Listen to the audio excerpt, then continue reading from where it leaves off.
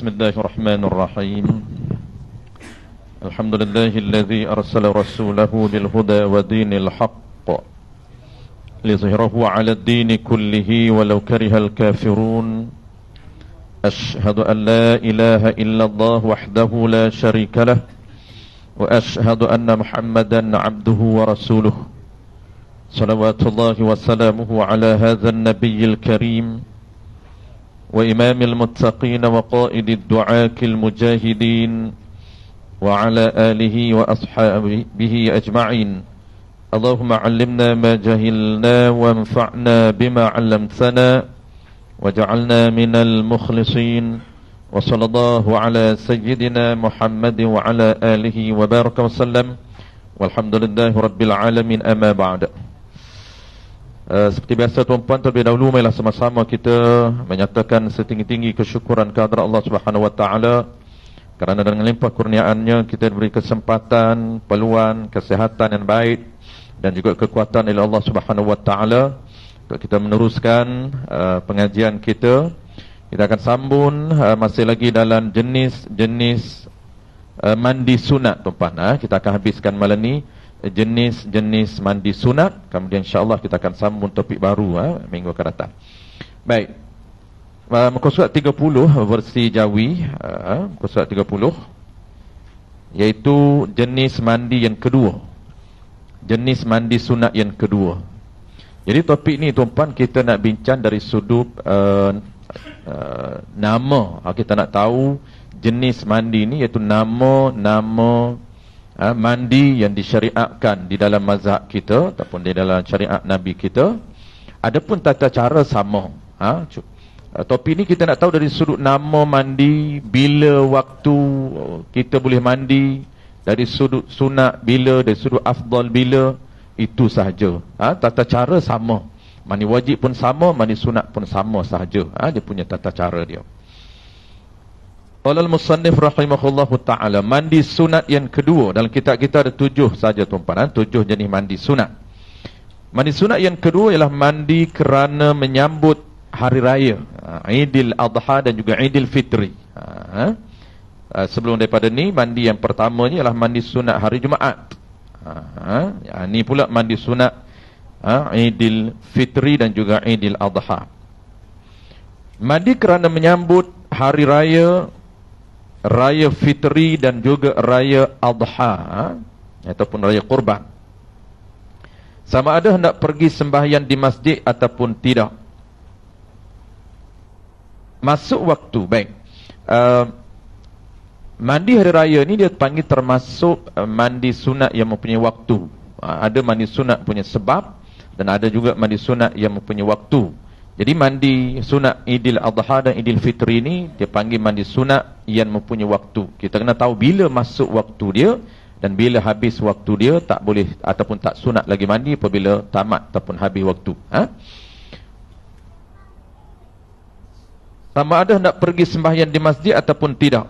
Tidak ni maksudnya tidak hadir ke masjid dan juga tidak mendirikan sembahyang. Walaupun dia tak nak solat.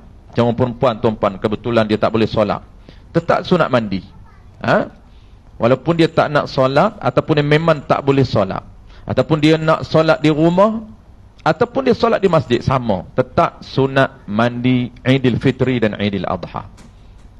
Bukan kerana nak pergi ke masjid sunat mandi ataupun nak solat baru sunat mandi, tidak. Jadi mandi ini dia tidak ada kaitan dengan sebab solat ataupun dengan sebab nak ke masjid. Tapi waktu dia. Semata-mata Idul Fitri kita memuliakan Idul Fitri dan Idul Adha, maka disunatkan mandi. Bila masuk waktu dia? Masuk waktunya, jadi mula masuk waktu dia mula dari semenjak tengah malam itu. Jadi dia mula masuk. Kita nak tengok pertama mula masuk waktu, yang boleh harus untuk mandi. Yang kedua kita nak tengok waktu sunat ataupun afdal. Maksud sunat ni awal mula masuk tu pun dah dapat pahala sunat dah. Cuma kita nak tengok yang kedua waktu yang afdal. Dan last sekali ialah waktu tamat. Bila tak boleh mandi sunat lagi. Okey, yang pertama mula dia masuk waktu tengah malam. Masuk tengah malam ini pukul 12 ke atas. Pagilah kita panggil. Malam tadi. Bukan malam tadi. Ni pukul 10 kan? Ni pukul 10. Pukul 8. Cepat pukul 10. Pukul 8. Ni tunggu pukul 12. Sekejap lagi. 12 ke atas. Ada ulama, jadi ulama bincang kitab hasyah. Kitab hasyah ni untuk kitab yang detail. Maksud pukul 12 ke atas tu, adakah kena tunggu 12.30? Tak perlu tunggu 12.30. Pukul 12 ke atas, 12 1 minit, 12 2 minit dah boleh mula masuk waktu dia. Cuma ada setengah kitab sebut, dia kata mula pukul 12 setengah, maksudnya 12.30 baru mula. Tapi kebanyakan kitabnya ialah mula tengah malam, yang ni pukul 12.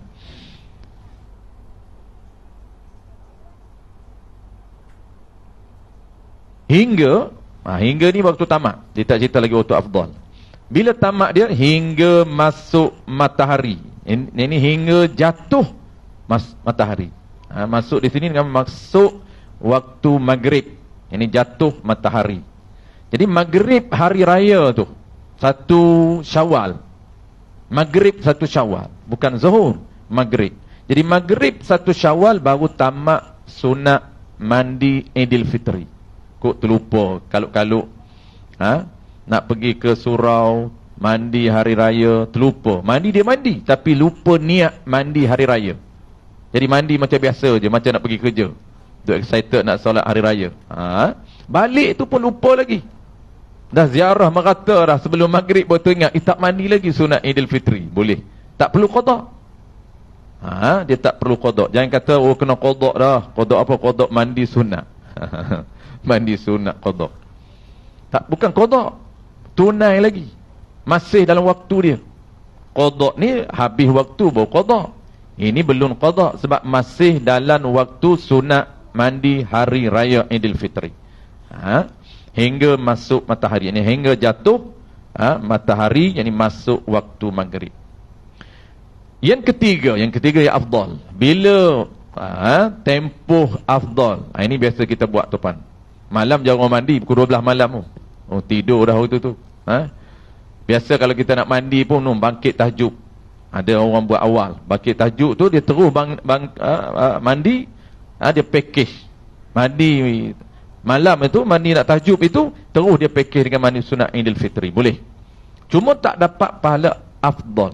Hanya dapat pahala sunat. Sebab dah masuk waktu.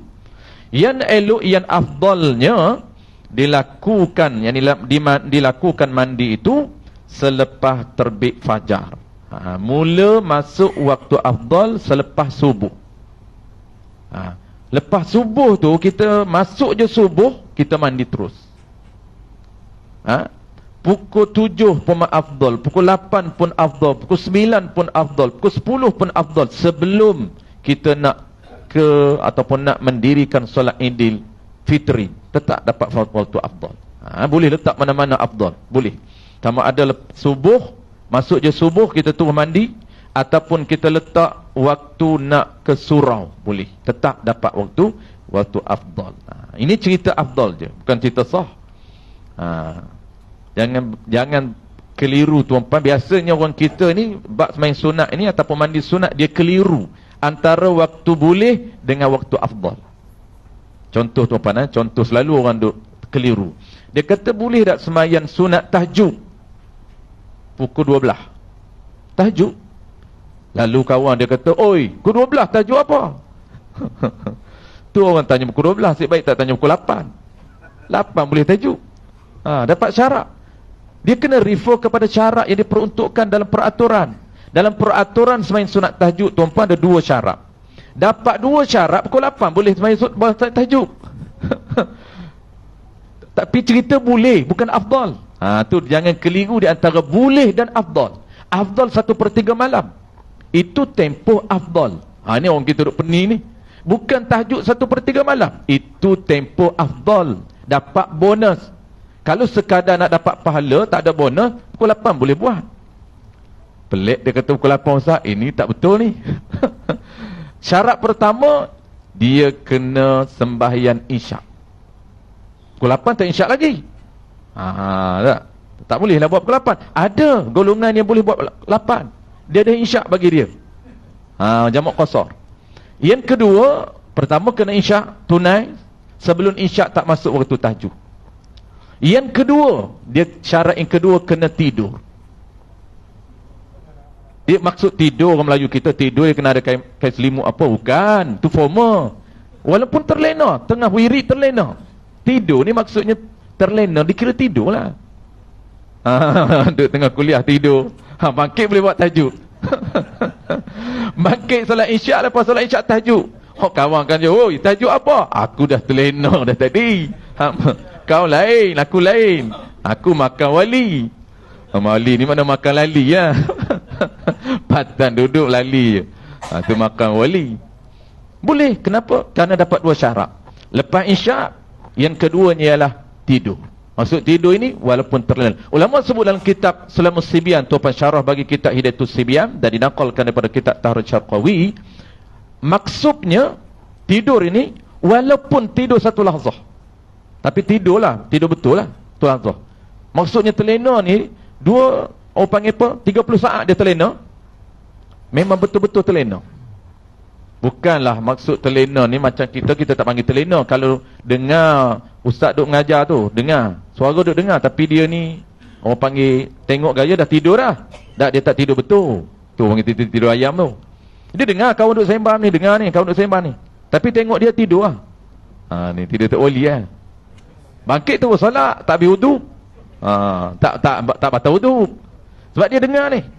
Tu bukan tidur macam tu. Itu tak tidur nama dia.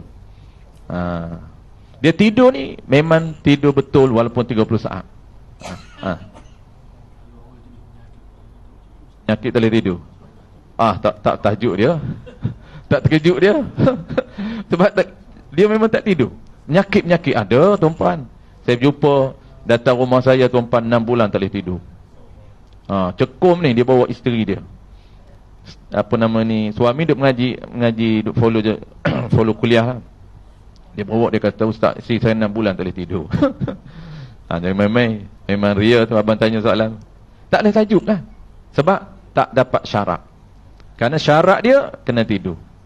Tak boleh nak tahajud tak tidur. Ada orang dia tahajud juga tak tidur pun. Dia kata nak macam mana ustaz, saya tak boleh tidur. Saya dah biasa tahajud.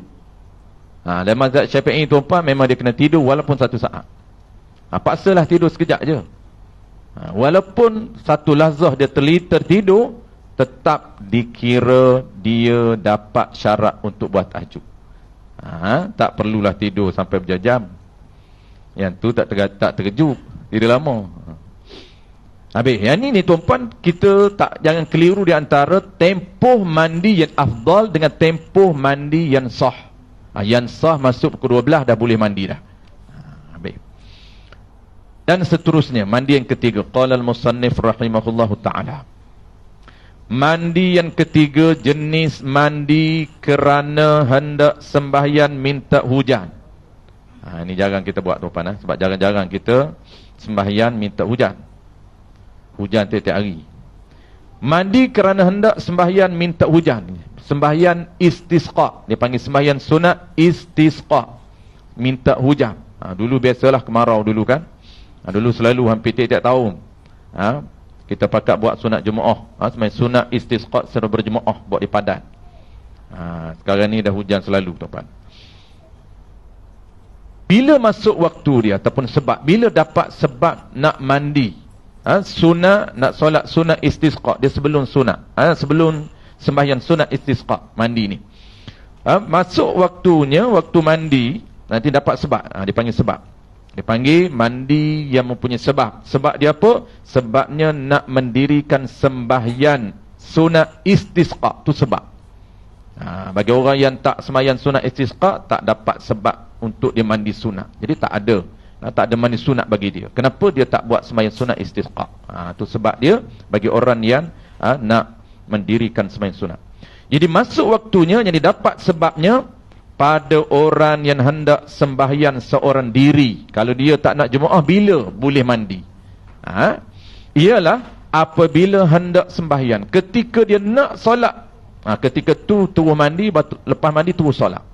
Ketika dia rasa nak solat istisqa secara individu, secara seorang diri, ketika tu dia mandi. Baik. Tu bagi orang dia nak sembahyang seorang diri. Kalaulah dia nak sembahyang berjemaah, dan pada orang yang hendak sembahyang berjemaah, ialah apabila orang ramai telah berkumpul. Jadi orang ramai telah berkumpul ni, berkumpul untuk mendirikan solat. Kalaulah rumah dia dengan padan tempat orang berkumpul tak jauh, dia boleh ambil kira sebab ni. Tapi kalau rumah dia jauh, ketika dia nak keluar rumah ke padan itu, ke tempat solat sunat istisqa, dia boleh mandi. Ketika dia nak keluar ke tempat perkumpulan ataupun ke tempat jemaah. Dia sunat istisqa ni tuan-tuan, tak sunat kita buat di surau ataupun di masjid. Nak dapat pahala bonus, kena buat di padan, kawasan terbuka, tak kisahlah di padan dan sebagainya. Kita buat di tapak pasal malam ke sebagainya, asalkan tempat itu tempat yang open, tempat terbuka. Banyaklah perkara-perkara sunat. Nanti akan datang kalau ada topik ni, sembahyang sunat istisqa ni, dia ada beberapa perkara sunat yang disunatkan ketika nak mendirikan solat sunat istisqa. Antaranya dari sudut tempat di padan. Yang kedua, sudut uniform. Uniform ini sunat. Ini sunat, bukan wajib. Wajib asalkan tutup aurah saja. Pakai jubah ke pakai apa boleh, asalkan tutup aurah. Tapi sunat pemilihan uniform, pakai pakaian uniform mengikut profession kita. Kalau kita cikgu, pakai uniform cikgu. Kalau kita petani, pakai petani. Contoh kita berkebun, pencim dah, tak ada dah uniform lama dah lempar, buang dah. Uniform kita pagi-pagi jogging, pagi-pagi masuk kebun, uniform kebun, pakai pakaian kebun. Itu dari sudut uniform. Kita tak disunatkan memilih pakaian yang mewah-mewah, tak sunat. Jadi tampilkan penampilan yang sebenar kita, mengikut kemampuan kita. Sebab orang miskin, dia akan keluar ke padan dengan menunjukkan, orang panggil apa, tahap kemiskinan dia. Tak payah pakai pilih baju-baju yang baru, pilih baju yang orang panggil apa, yang paling cantik, tak sunat. Pilih baju yang biasa, baju yang dhaif. Ulama kata, kenapa sunat pakai pakaian biasa? Untuk meraih rahmat Allah Subhanahu Wa Taala. Mudah untuk Allah tengok. Kerana kita pergi ni, kita nak minta hajat supaya Allah turunkan hujan. Itu dari sudut uniform. Satu lagi dari sudut sunatnya, ialah sunat kita bawa budak-budak kecil dan binatang dan orang tua. 3 golongan ni sunat bawa. Kalau ada orang tua, heret tolak atas kerusi roda. Kalau hak jenis kena tolak lah. Jenis boleh berjalan kaki lah. Dan kalau ada budak kanak-kanak, bawa juga. Dan binatang, bawa. Binatang kita bela kerbau, bela lembu, heret, semua pergi. Dia pergi tambak tepi padam lah. Jangan ada semayang juga. Dia tak solat lah. Solat kita sembahyang binatang ni tambak tepi padan saja. Dalam kitab Hasyiah I'anatul Talibin sebut, dalam kitab Bajuri Ibn Qasim sebut, kenapa nak kena bawa 3 golongan ini? 3 golongan ini adalah golongan sebagai orang panggil apa, untuk meraih simpati Allah. Karena inilah 3 golongan yang mulia di sisi Allah Ta'ala, yang Allah pandang. Kanak-kanak Allah pandang, orang tua Allah pandang, dan binatang. Supaya Allah memandang ketiga-tiga golongan ini sebagai syarat untuk turunnya hujan. Kita sebab kita nak minta turun hujan, sebab tu kena pakai kabel. Bawa kabel binatang, kabel anak kecil dan orang tua. Doa mereka mustajab. Kita nak pada doa. Orang tua doa dia mustajab. Kita ni semua muda tuan-tuan, mencari orang tua lah.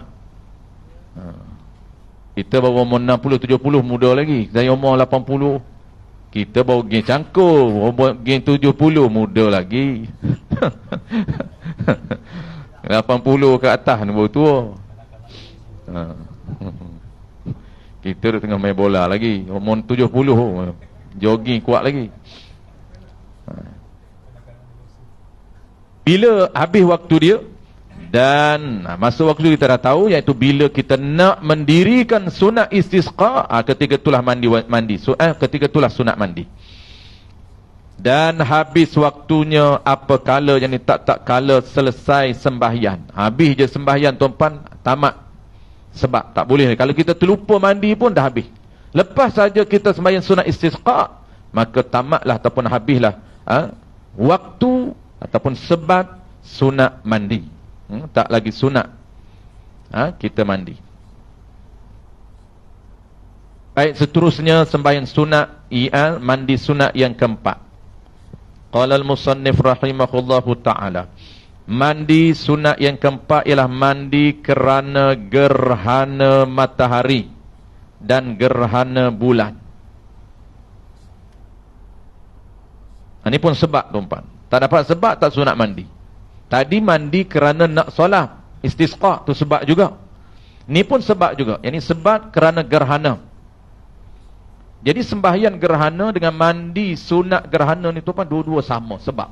Mandi sembahyang gerhana, dia kena tunggu sebab baru dapat ataupun baru masuk waktu dia. Dia bukan waktu. Dalam takwim itu ramalan sahaja. Dalam takwim dia ramal, tahun depan ni akan berlakunya gerhana matahari. Hari sekian, waktu sekian. Kita tengok pukul 3 tengah hari gerhana matahari. Maka jangan pukul 3 terus kita solat. Dia kena tengok sebab dulu. Pukul 3 itu adalah ramalan ulama falak. Maka kena tengok berlaku tak tempat kita gerhana. Berlaku, barulah dapat sebab. Boleh sembahyang sunat gerhana.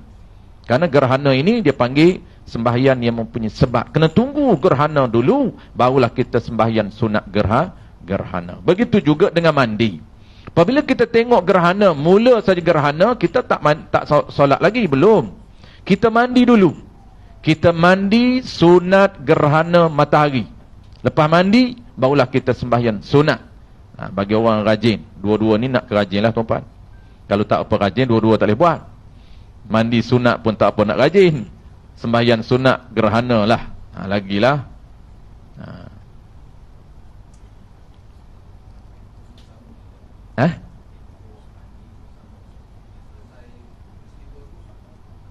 Betul. Ni ada cerita tempoh mandi. Betul. Habis. Jadi tempoh mandi gerhana sikap. Pendek sahaja. Masuk waktunya, waktu gerhana ataupun sebabnya, apabila mulai salah satu daripada keduanya, matahari dan bulan ni, berubah. Berubah tu dia gerhana lah. Walaupun berubah sikit, kita tengok dia punya fenomena tu baru mula. Dia punya cahaya tu makin malam. Itu dah mula masuk waktu mandi. Dah mula boleh mandi. Ataupun dah mula boleh sembahyang sunat gerhana. Tak perlu tunggu dia punya malap tu makin malap tak perlu. Jadi mula salah satu daripada keduanya berubah. Dan bila habis dan habis tempoh waktunya, apakala ini tak kala ini ketika telah sempurna cerah. Habis. Kita tengok gerhana tu dah mula okey. Maka habislah waktu mandi dan waktu solat. Sama. Jadi waktu mandi dengan waktu solat gerhana sama. Mula dan habis sama. Mula gerhana, mula masuk waktu sembahyang sunat gerhana dan mula masuk waktu mandi. Apabila cerah saja, dah mula okey saja matahari, dah habis dah malam, kembali okey, habis, tamat. Tak sunat lagi kita solat gerhana dan tak sunat lagi kita mandi. Nak mandi ni mudah je tuan-puan, macam biasalah. Kita mandi macam biasa. Cuma niat saja aku sembahyang sunat, saja aku mandi sunat gerhana matahari. Itu cara niat dia, mudah saja. Dan yang ketiga, yang kelima, keenam ini, yang ni dia kita baca cepatlah, jarang kita buat. Yang kelima, kelima ni biasalah bagi orang mengurus jenazah. Dan jenis mandi sunat yang kelima ialah mandi kerana hendak memandikan mayat. Maksudnya selepas mandi mayat. Hendak di sini makna selepas ni. Selepas mandi mayat. Jadi selepas kita urus jenazah, sunat kita mandi. Cara dia, kalau kita ada najis, wajib kita bersihkan najis dulu. Kukuk di tangan kita dan sebagainya najis. Wajib bersihkan najis dulu. Bukan sunat tu. Tu wajib bersihkan. Kemudian barulah mandi. Mandi sunat selepas kita mandikan jenazah. Niat dia macam biasa, saja aku mandi sunat. selepas mandi mayat. Ataupun ada juga ulama sebut, saya aku mandi sunat kerana memandikan jenazah, boleh. Niat tu, saya aku mandi sunat kerana memandikan jenazah, ataupun aku mandi sunat selepas memandikan jenazah, boleh. Mana-mana lafaz. Dan yang keenam, mandi sunat yang keenam, mandi kerana ataupun mandi bagi orang kafir setelah memeluk agama Islam. Ini masuk ni setelah dia mengucap 2 syahadah. Apabila dia masuk je Islam, maka sunat dia mandi. Bila masuk tu, waktu dia tu, dia ada masuk waktu dan dia ambil tamat. Jadi masuk je waktu sunat bagi orang kafir, dia mengucap syahadah. Apabila selesai saja dia mengucap 2 kalimah syahadah, mula masuk waktu sunat dia mandi. Bila habis dia ialah selepas dia mengucap 2 kalimah syahadah, dipanggil lama pen'uruf, ni kira uruf. Lama selepas dia mengucap 2 kalimah syahadah, dia tak tempoh lama. Dia tak, peruntukan dia sekejap sahaja. Tapi penilaian dia pada uruf semasa. Maksudnya uruf di kalangan ahli ilmu, kalau tengok 2 jam, 3 jam tu masih belum tak lama, sebab proses dia lepas mengucap 2 kalimah syahadah nak kena balik kat rumah, maka masa 2-3 jam dikira tak lama. Tapi kalau mengucap pagi, petang boleh mandi, dikira lama. Sebab ada masa untuk dia mandi tengah hari, tiba-tiba tak mandi, petang baru nak mandi, itu dikira lama. Jadi tempoh dia itu lepas mengucap 2 kalimah syahadah, habis bila? Jangan lama pada uruf. Pada uruf ni pada kebiasaan penduduk tersebut, bukan uruf tempat lain, tak, tempat tersebut.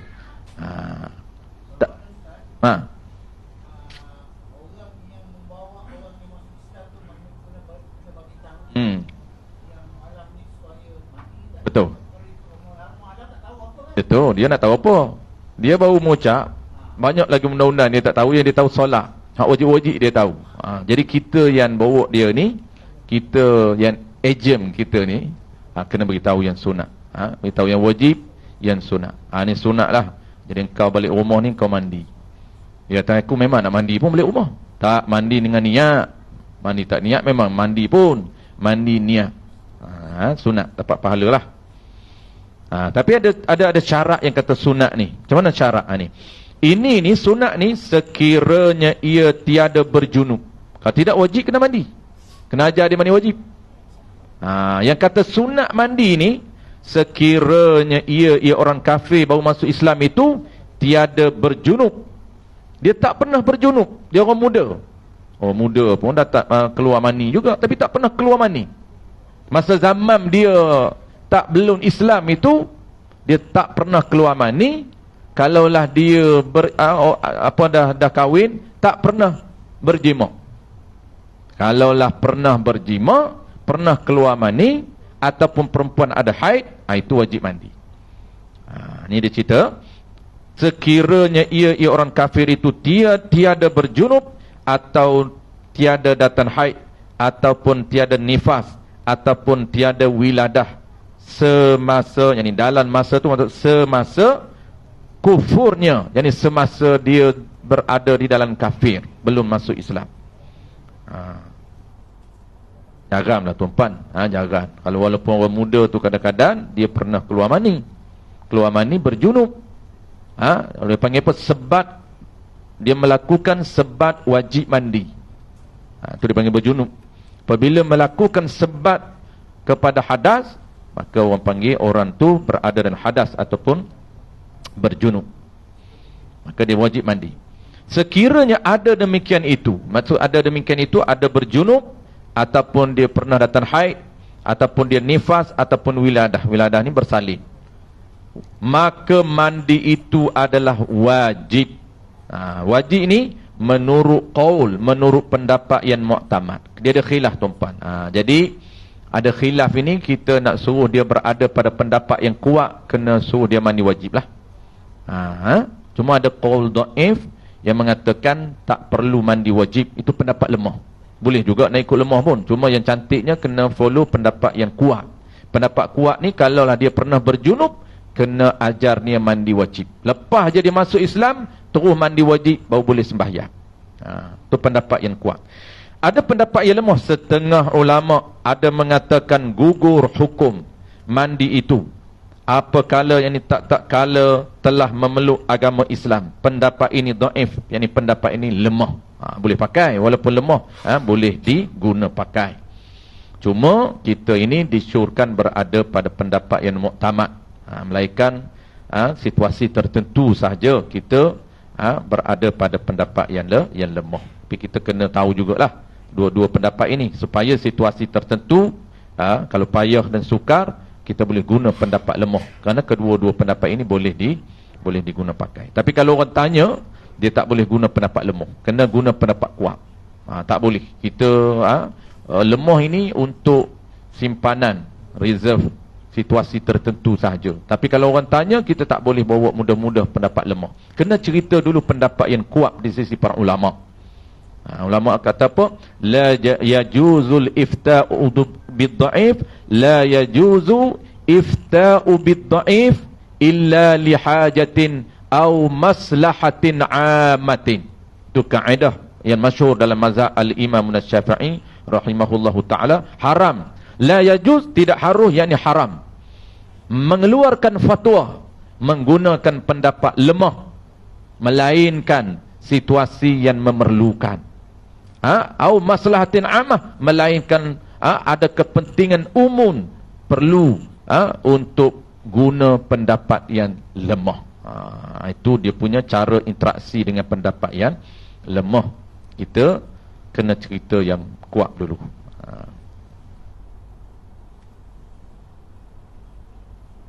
Contoh tuan-tuan, kalau orang tanya, ini nak cara interaksi dengan qaul kuat dan lemah ni, dia tak boleh mudah-mudah kita cerita yang lemah.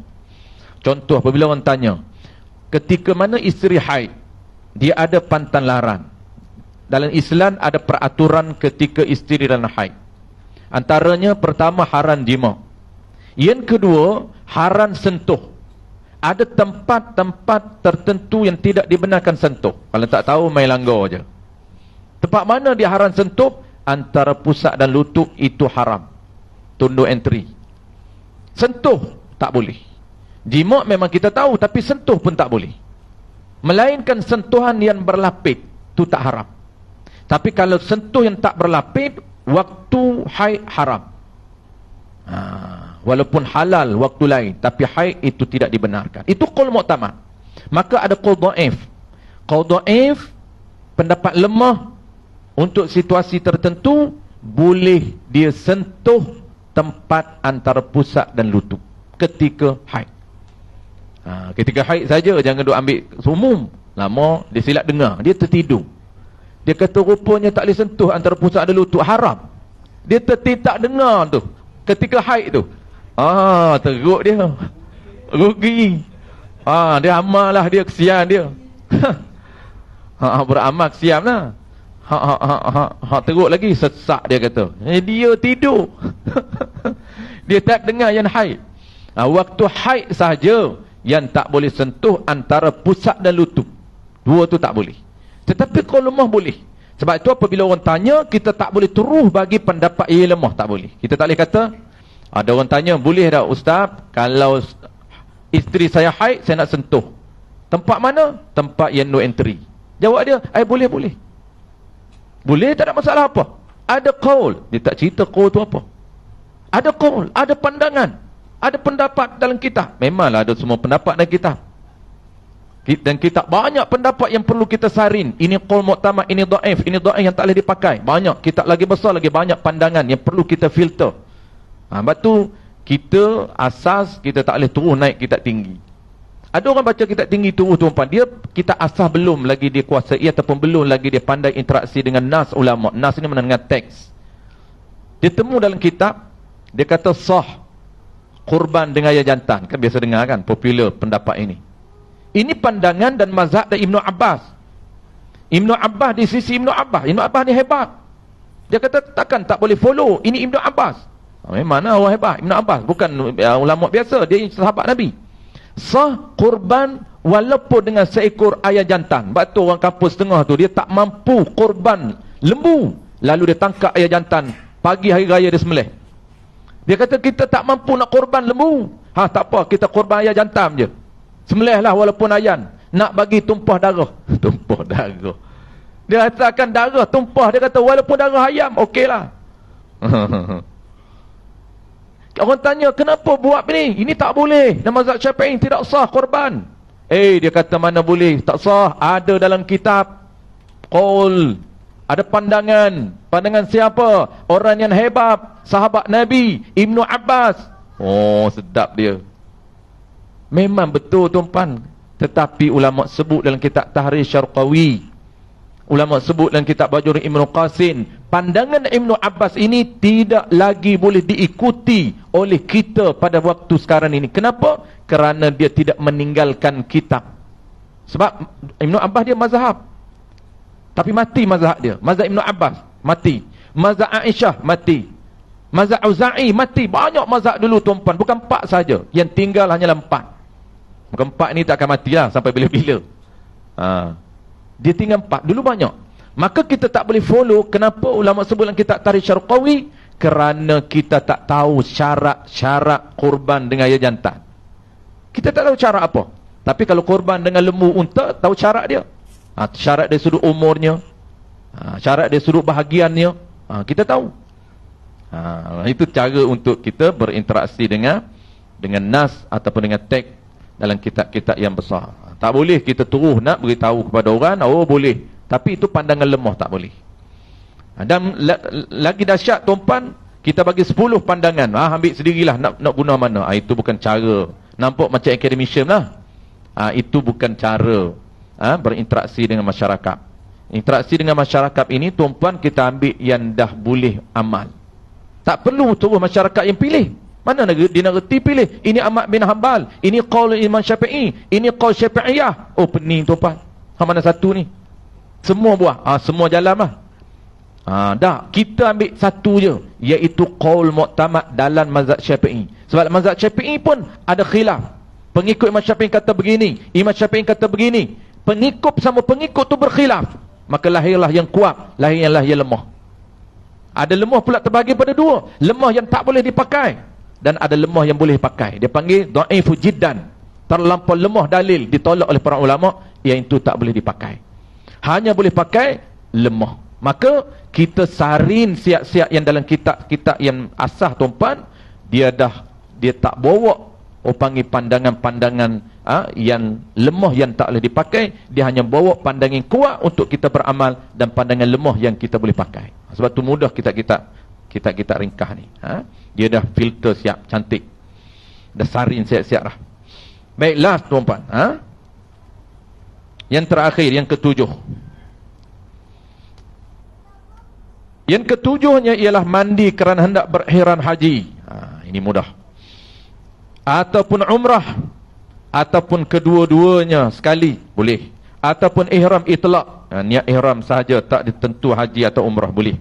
Waktunya ialah apabila hendak berniat dan habis tempohnya, tak kala telah berniat. Sekejap je tempoh. Ketika nak niat ihram tu, belum niat tu terus mandi dulu. Lepas niat je dah habis dah. Tak boleh lepas niat baru mandi, tak. Belum niat. Ketika nak niat, sekejap lagi aku nak niat ni di miqat ni, mandi dulu. Kalau sempat lah tuan-puan. Kalau mudah nak mandi, bukan senang nak mandi ni. Kalau mudah boleh buat lah. Kalau payah, tak payah. Ada lagi beberapa mandi sunat yang tiada disebut di sisi, yang ni di kitab kita ini, tiada disebut di sini, disebut di dalam kitab-kitab yang lain, puluhan tuan-puan. Setengah kitab tu sampai 17, 21. Tapi kitab kita ni ada 7 sahaja. Baik, sekali lagi tuan-puan, kita masuk topik baru. Intro je malam ni. InsyaAllah minggu akan datang baru kita akan masuk topik. Malam ni intro. Baik, topik yang kita nak bincang ialah tata cara tayammum. Ini agak praktikal tuan-puan.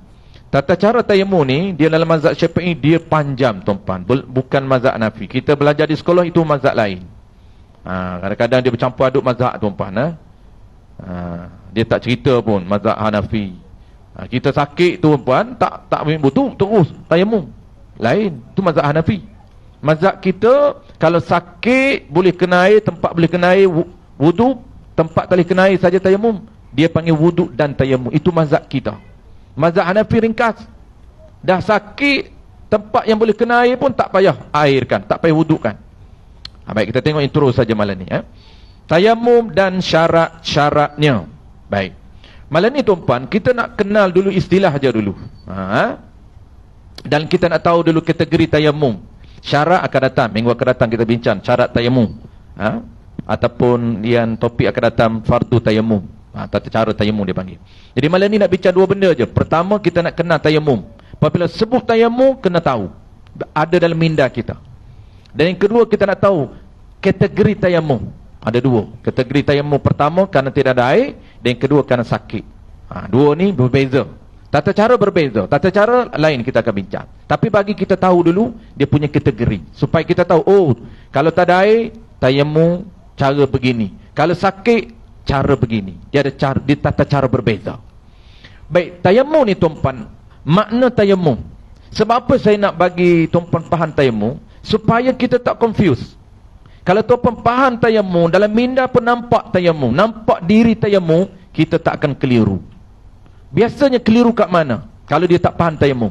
Lepas tu kita bagi faham betul-betul tayamum. Maksud sebut tayamum, nampak diri di minda. Sebut salat, nampak diri di minda. Sebut lembu, nampak diri lembu. Lembu ni dia hanya di bibir. Sebab di bibir ni panggil ismu, nama. Nama dia di bibir. Diri dia duduk dalam minda. Sebut tayamum, nama. Tayamum tu nama. Sebab tu dia di bibir kita. Tetapi diri dia dalam minda kita kena nampak. Sebut wuduk di bibir. Sebab wuduk itu nama bagi perbuatan. Membasuh muka, basuh tangan hingga siku, sapu kepala, basuh kaki, niat dan tertib. Itu diri wuduk. Sebab itu wuduk tuan-puan, dia tak nampak ejaan, tak. Kita nampak diri, juzuk-juzuk wuduk. Sebab kita tahu wuduk apa dia. Begitu juga tayamum. Apabila kita tahu tayamum tuan-puan, maka tuan-puan tak akan lagi tanya, kalaulah kita tak boleh kena air di kaki.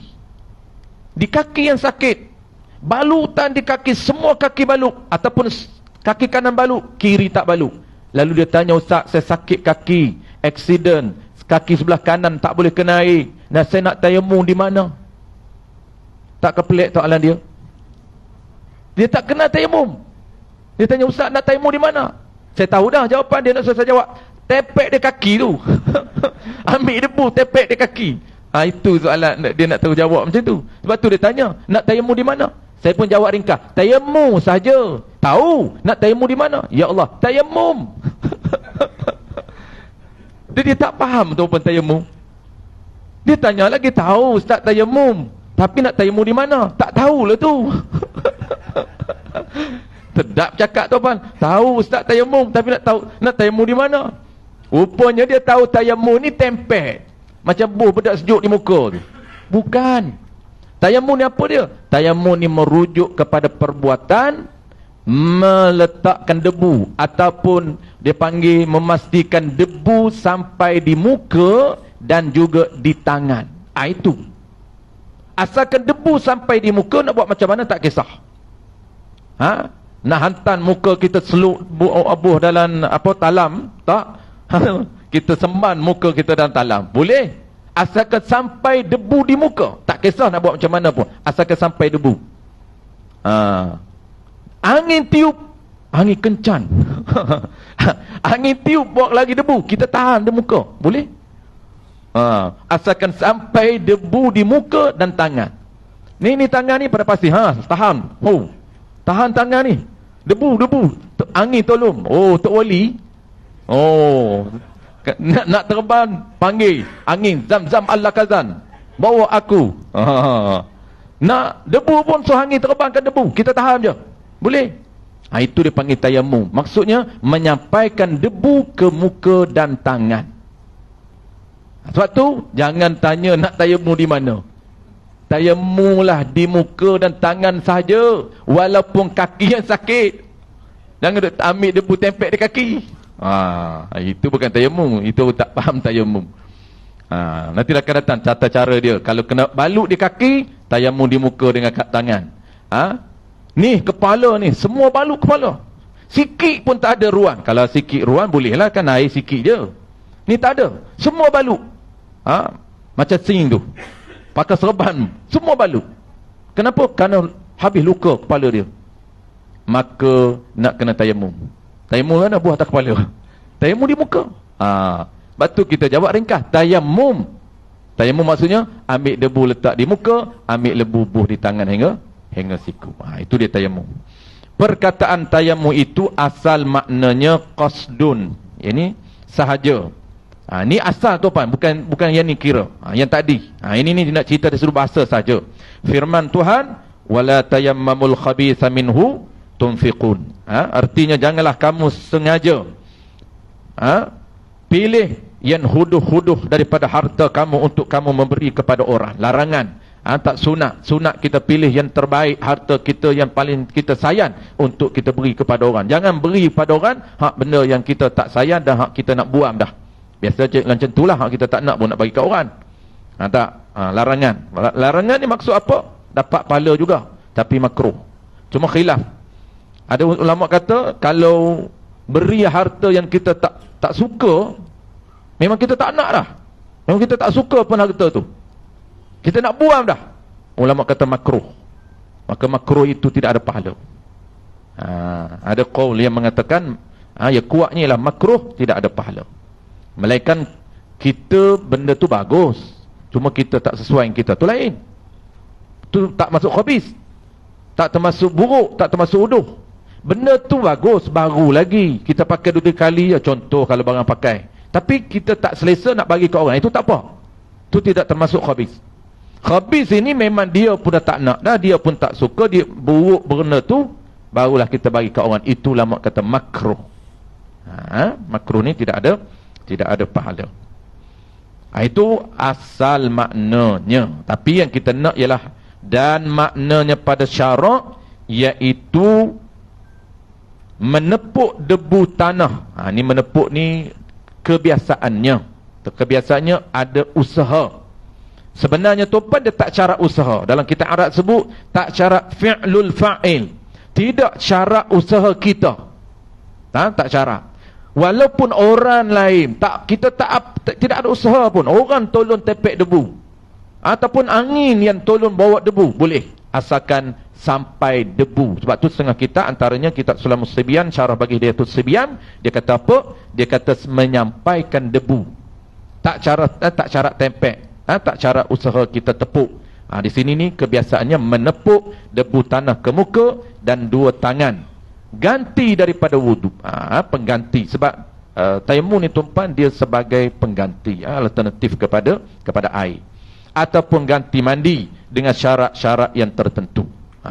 Begitu juga mandi. Kalaulah kebetulan tidak ada air tuan, kita berjunub, maka nak mandi wajib tak boleh. Nak buat macam mana? Bergulinglah di atas debu. Dia tak faham tayamum, bergulinglah. Pakai debu, buat mandi dengan debu lah. Kalau orang tak faham tayamum. Walaupun seluruh badan kita berjunub, masuk junub ni ada hadas, seluruh badan kita ada hadas, tetapi kalau mandi, kalau tak boleh mandi, maka tayamum hanya muka dengan tangan saja. Jangan duduk nak basuh dengan debu, tak. Ni je, walaupun seluruh badan ni ada hadas, tak. Peraturan dia hanya tayamum di muka dengan tangan saja. Kalaulah tempat tidak ada air. Ya. Muka cedera. Tak. Okey, muka cedera. Tangan bersimin. Kacau, nak hantam di mana? Boleh hantam tempat lain? Tak boleh. Kena boh atas simin. Muka cedera, tak boleh kena air. Berbaluk ni, sahibul jabirah. Ada tata cara, akan datang kita belajar tata cara tayamum yang ada balutan. Maka peraturan dia kena letak di atas balutan. Maksudnya bukan cara tak sama dengan yang tak ada balutan, tak sama. Kalau tak ada balutan, kita letak sempurna. Tetapi kalau ada balutan, dia sebagai syarat. Maksud syarat ni tak perlu rata pun, syarat saja meletakkan debu di atas balutan. Bukan banyak, dia sebagai syarat. Meratakan macam tu saja. Sebagai syarat. Cuma akan datang kita bincang wajib qada. Dia ada syarat wajib qada. Kita kena tahu tata cara tayamum sakit, dan yang kedua kita kena tahu kategori ataupun jenis tayamum yang wajib dia qada. Tu kena ingatlah insya-Allah akan datang. Dia tak payah tuan-puan. Ada wajib qada dengan tak wajib qada ni mudah saja. Kita akan bincang. Dia mudah. Taklah payah sangat. Habis, dan insya-Allah kita akan sambung akan datang masuk topik syarat sah seseorang itu bertayamum 6 perkara. Ini belum tata cara lagi tuan-puan. Belum tata cara nak tayamum lagi, belum. Ini baru peraturan belum tayamum. Jadi sebelum tayamum dia kena tengok berapa peraturan sah baru kita boleh tayamum. Dia ada 6 sahaja. 6 ni pun tuan-puan dia ringkas, dia combine di antara tidak ada air dengan sakit dia sekalikan. Dalam kitab yang besar tak ada air asin, sakit asin.